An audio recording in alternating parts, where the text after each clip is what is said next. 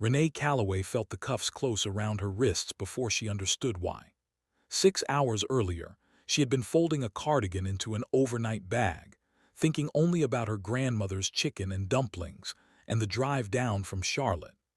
Now, a deputy's hand pressed flat against her back while another officer ran a flashlight along the inside of her uncle's truck, looking for something he refused to name. Her sister Dana stood a few feet away, jaw tight, watching the same three men who, 4 years earlier, had walked into their Uncle Walter's shop and carried out his tools in cardboard boxes while calling it an investigation. Renee had told herself this trip would be simple. One day with Grandma Odessa. No badge, no case file, no reason to look twice at anyone in Belhaven County. She had been wrong before sunrise had fully cleared the tree line. Sheriff Roy Prentiss had radioed the plate before the truck ever slowed down. That detail would matter later, though right now it only registered as a strange, cold flicker at the edge of Renee's attention. The kind of detail a trained investigator notices and a tired traveler dismisses. Deputy Tucker Sims stood at the driver's window with his hand resting on his belt, not quite on his weapon, but close enough that the message was clear. Deputy Cole Whitfield circled the truck bed twice before he found the latch to the tool compartment, welded shut since Walter's accident years back. Nobody outside the family had opened it in months. Somebody besides the two women in that truck already knew it existed. Dana kept her voice level. "We're visiting our grandmother," she said. "She had a stroke 3 weeks ago." Prentiss didn't look up from the paperwork already in his hand, paperwork with a case number printed at the top, a number that meant this investigation had a start date, and that start date was not this morning. Renee filed that away the way she'd been trained to: notice everything, react to nothing. Whitfield pulled the compartment door open and went still. Inside sat a sealed metal box, older than either sister, marked only with their late uncle's handwriting. Prentiss's expression changed in a way that had nothing to do with two women driving to see their grandmother, and everything to do with what he'd been afraid was in that truck since the day he heard Walter died. Before we dive deeper, let us know in the comments where you're watching from. We'd love to hear from you. And don't forget to hit that subscribe button so you never miss any of our upcoming videos. 3 months before the stroke, Walter Calloway had sat at his sister's kitchen table and told Odessa something he had never told anyone else. He said he had spent 4 years writing down every name, every date, and every dollar he could trace after the day Sheriff Prentiss's deputies emptied his shop under the pretense of a stolen parts investigation. Nothing was ever returned. No charges were ever filed. Walter had simply gone back to work, replaced what he could afford, and started keeping a second set of books, not for his business, but for theirs. He told Odessa the box wasn't for her. It was for Dana, because Dana had gone into public corruption work for the state, and Walter trusted her to know what to do with proof that a county could steal from its own people and call it procedure. Walter died of a heart attack in his sleep 4 months later before he ever handed the box to anyone. Odessa found it in his truck when she went to have the vehicle serviced for the sisters' visit, tucked into a compartment Walter had welded shut himself, the same week Prentiss's deputies had first come through his door. She didn't know what was inside. She only knew her brother had wanted it kept safe, and safe, to Odessa, meant family. She asked Renee and Dana to bring the truck along when they visited, thinking it would save her the trouble of arranging a ride. She had no idea she was sending her granddaughters into a county that had spent 4 years hopping Walter's records would die with him. Renee had spent the drive down half listening to Dana talk about a case in Raleigh, a shell logistics company called Ridgeline Freight that kept surfacing in 3 unrelated county audits, always tied to a name nobody could quite pin down. Renee worked violent crime out of the Charlotte field office, not public corruption, and she let her sister's shop talk wash over her the way she always had, comforting in its familiarity. Neither woman connected Ridgeline to Belhaven County until the truck crossed the county line, and a patrol car pulled in 3 cars back, matching their speed exactly, holding position for 6 miles before finally closing the distance outside a gas station on Route 9. Prentiss had received the call about the truck 40 minutes before it entered his jurisdiction, from a number that didn't belong to dispatch.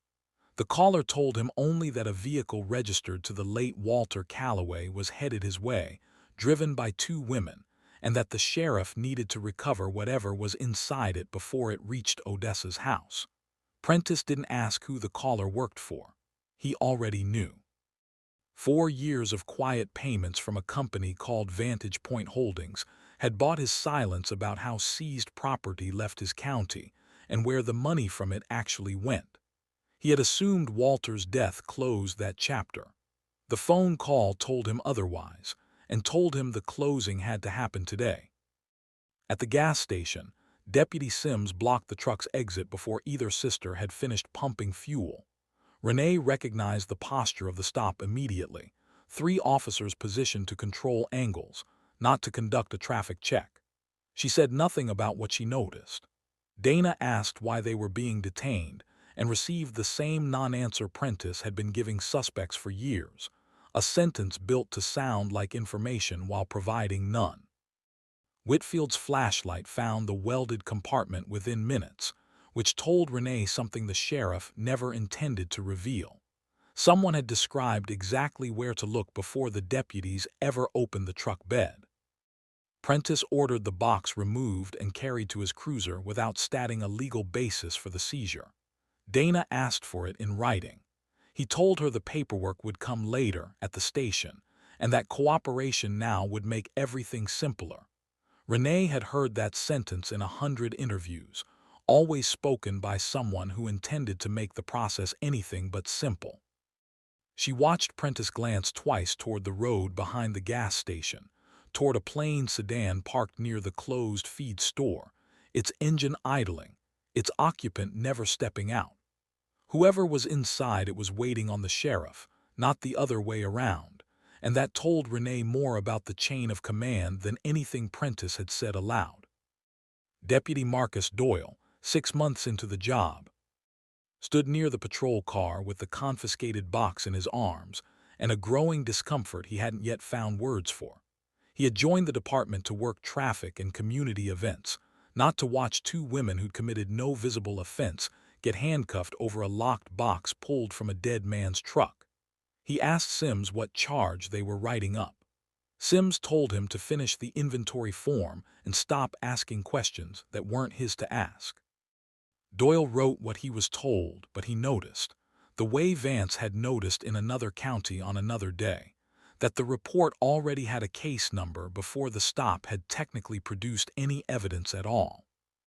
At the station, Prentiss separated the sisters into 2 rooms, the same tactic he had used for a decade to make frightened people believe the other had already confessed. He told Renee that Dana had agreed to explain how the box came into their possession. He told Dana that Renee had already signed a statement placing the blame on their late uncle.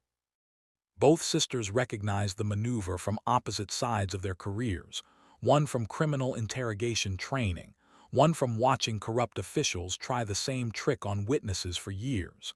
Neither believed him. Prentiss's patience thinned with every question that returned to the same demand. Show us the legal basis and we'll cooperate. He had none to show, and both women knew it. Renee asked why the box mattered enough for the sheriff himself to conduct the interview instead of leaving it to a deputy. Prentiss said only that unexplained property connected to an ongoing investigation required senior oversight. Renee pointed out that he had used 3 different descriptions of the investigation in the span of an hour: a stolen property inquiry, a records violation, and now an ongoing investigation with no named subject. Prentiss told her she was overanalyzing a routine matter.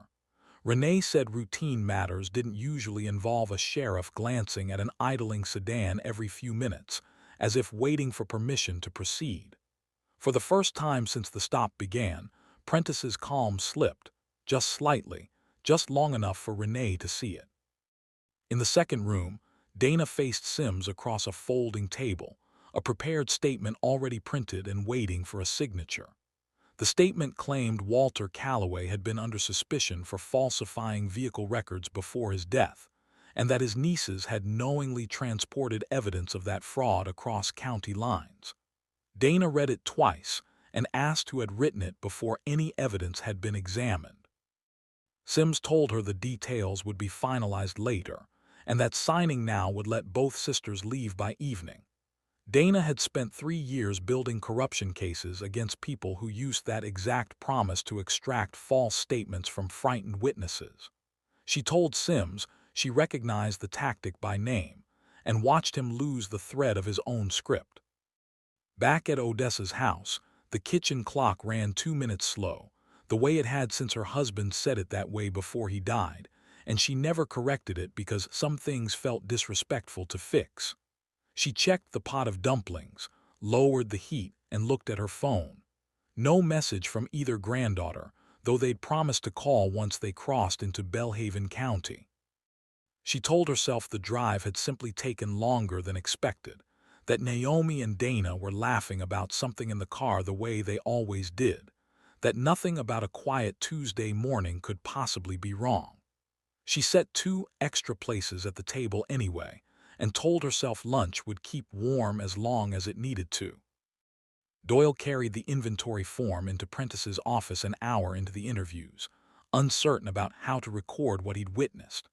The form listed him as the officer who initiated the search of the truck bed, though he had only opened the compartment because Sims told him exactly where to look. It listed the box as suspected stolen property, though nobody had yet stated what had allegedly been stolen or from whom. Doyle asked Prentiss what he should write in the field describing probable cause. Prentiss told him to write that the vehicle's owner had a documented history of falsifying records, a history that existed nowhere in any file Doyle had ever seen. Doyle didn't sign the form. He said he needed clarification first and left it on the desk, blank at the bottom. Renee noticed the same gap that Doyle had. She asked Prentiss directly whether her uncle had ever been formally charged with falsifying records. Prentiss said the matter had been handled administratively, without elaborating on what that meant. Renee said administratively handled usually meant no charges were ever filed because there was nothing to charge, and that calling an unproven accusation a documented history was the exact language used to justify seizing property from people who had no way to fight back. Prentiss told her she was making assumptions about a county she didn't understand. Renee told him she understood exactly how counties like his operated, because she had spent a career investigating people who believed no one outside their jurisdiction would ever check their paperwork against reality. The sedan by the feed store finally moved when the interview stretched past the second hour, pulling around to the rear entrance of the station instead of driving away. Prentiss received a text he didn't share with anyone in the room, read it twice, and told Sims to bring the box to his office immediately. Doyle watched the transfer happen and asked, for the second time, who the sheriff was communicating with outside the department. Prentiss told him it was a private contractor assisting with asset recovery, the same phrase Cole had once used in another county to describe men who had no business directing a law enforcement search. Doyle wrote the phrase down on a notepad, not because he understood its significance yet, but because something about the sheriff's tone told him it would matter later. Renee asked to see the box opened in her presence, arguing that if it truly contained evidence of a crime her uncle committed, she had a right to witness the discovery rather than hear about it secondhand. Prentiss refused, citing chain of custody procedures he had violated twice already that day. Renee reminded him of both violations by name, the missing evidence log and the absent search authorization, and watched him recalculate how much control he actually had over the room. She had built a career out of making suspects believe the walls were closing in exactly when they were, and she recognized the moment Prentiss stopped performing confidence and started genuinely calculating how much damage 2 federal-adjacent professionals could do to him if this went any further than Belhaven County. In the office, Prentiss finally opened the box himself, alone. hopping to find nothing more than the loose paperwork Walter had always been rumored to keep. Instead, he found 4 years of dated ledgers, cross-referencing seized vehicles, cash amounts recorded at the scene, and the same amounts reported to the county months later, always smaller, always missing a portion that matched almost exactly the deposit's Vantage Point holdings had made into a private account with his name on it. Walter had built the case Prentiss feared most, not from inside information, but from patient observation, comparing what he watched happen to his own shop against public records anyone could request if they knew to look. Prentiss closed the box and sat with it for a long moment, understanding for the first time that a dead man had already won. Doyle knocked before entering, holding the unsigned inventory form. He told Prentiss he couldn't complete the probable cause section honestly, because nothing in the search had actually established one. Prentiss told him to write what he was told, the same instruction he'd given for years to deputies who eventually stopped asking questions. Doyle set the form on the desk and said he wanted to speak with the 2 women being held before finishing any paperwork. Prentiss refused, and Doyle said quietly that a rookie deputy's unsigned form would look far worse in a review than a completed one. But a signed form built on instructions he couldn't justify would look worse still, and he wasn't willing to be the one holding it when someone finally asked. Renee heard raised voices through the wall and recognized the shift in tone immediately, the sound of a chain of command fracturing under its own weight. She told Prentiss calmly that whatever was in that box had clearly convinced him this stop had already gone further than he intended. Prentiss said nothing. Renee continued, telling him that every additional hour he held 2 women without formal charges, without a warrant, and without an evidence log only strengthened a case that no longer needed her uncle's ledgers to succeed, because he was building it himself in real time on paper he had personally signed. Prentiss's hand moved toward his radio and stopped. For the first time all day, he had run out of instructions to give. It was Dana who finally said it, in the same even voice she used in front of state ethics panels. "My name is Dana Calloway," she said. "I'm an investigator with the Attorney General's Public Corruption Unit, and I have been building a file on Vantage Point holdings for the better part of a year." Sims went still in the doorway. In the next room, Renee said her own name, and her title, Special Agent, Federal Bureau of Investigation, and watched Prentiss's face change the way it had for every dirty official she'd ever confronted. The specific collapse of a man realizing the story he'd told himself about being untouchable had been wrong from the very beginning. Prentiss said they should have identified themselves the moment the stop began. Renee said the moment the stop began, they were 2 women driving to see their grandmother, with no reason to believe a sheriff would fabricate a case number before he'd found anything to justify one. She said every opportunity he'd had to release them, to explain the seizure, to produce a warrant, he had instead chosen to escalate, and that the county hadn't uncovered corruption today. It had simply continued committing it, in front of the 2 people best equipped in the state to notice. State investigators arrived within the hour. Following a check-in protocol both sisters had missed by nearly 90 minutes, exactly the kind of absence their respective agencies had been trained to treat as an emergency rather than an inconvenience. Doyle met them at the door still holding his unsigned form, and gave a statement before anyone asked him to, describing the case number printed before evidence existed, the phone calls from an unlisted contractor, and the instruction to write probable cause that had never actually been established.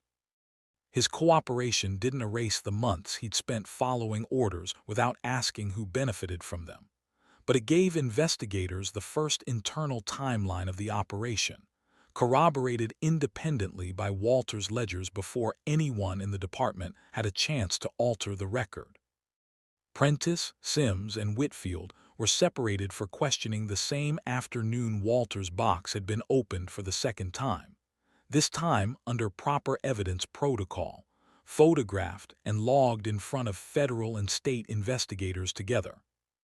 The ledgers matched public seizure records going back 4 years, and matched deposits from Vantage Point Holdings almost dollar for dollar, a pattern investigators would later trace to 11 other seizures across 3 counties, each one funneled through the same shell company, each one protected by the same quiet assumption that no one impacted by a county's paperwork would ever have the standing, the training, or the proof to check it against the truth. Renee called her grandmother from the state investigator's vehicle 4 hours later than she'd promised. Odessa answered before the first ring finished. "We're all right, Grandma," Renee said. "We had some trouble at the gas station." Odessa was quiet for a moment, then asked the only question that mattered to her. "Is Dana with you?" "She's right here," Renee said. Odessa exhaled, slow and even, the sound of a woman who had spent the morning telling herself nothing was wrong and had just been allowed to stop pretending. "Lunch has been warm since noon," she said. "Come home when you can. I'll set the table again." The investigation into Belhaven County stretched across the following year, uncovering property seizures dating back nearly a decade, cash deposits that never matched official reports, and a pattern of stops disproportionately targeting residents least likely to challenge them in court.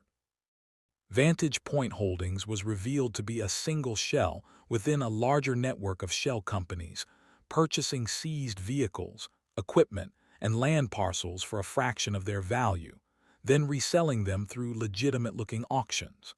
Sheriff Prentiss was charged with multiple counts of fraud and obstruction. Sims and Whitfield were charged separately, based largely on records Walter Calloway had compiled without any legal training, simply by paying attention and refusing to let injustice become background noise in his own life. Doyle's cooperation earned him a reduced administrative penalty rather than criminal charges, though he chose to leave law enforcement entirely once the case concluded, telling investigators he no longer trusted his own judgment enough to wear a badge again without questioning every instruction handed to him. His unsigned inventory form remained in the federal case file exactly as he'd left it, a single blank line at the bottom of an otherwise completed page. Marking the moment, one young deputy decided a signature meant something, even when everyone around him had stopped believing that it did. Months later, Renee and Dana finally sat at their grandmother's table for the lunch they'd missed, the chicken and dumplings reheated, the cornbread slightly dry at the edges, the kitchen clock still running 2 minutes slow. Odessa asked whether the two of them had planned any of it, whether they'd known what waited for them at that gas station. Dana said no, that they'd simply been driving home, and that Walter had been the one who'd actually done the work quietly for years, without ever telling anyone what he carried.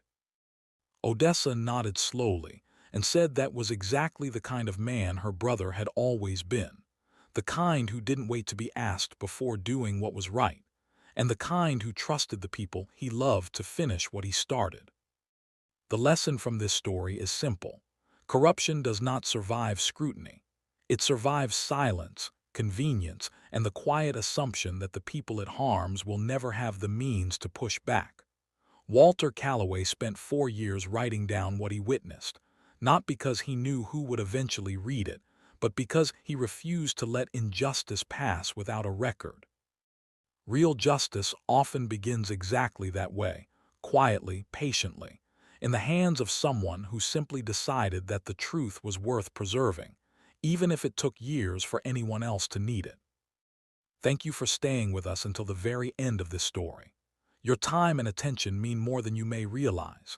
We would truly appreciate your feedback on the way this story was told, including the packing, emotion, and overall narration. If you have a meaningful story of your own about courage, injustice, betrayal, or justice finally being served, please consider sharing it with the channel. Your story may inspire someone who needs to hear it. This video is a work of fiction created with the assistance of artificial intelligence. All characters, events, and situations are not real and do not represent any actual people or true stories. The content is intended for storytelling and emotional illustration only.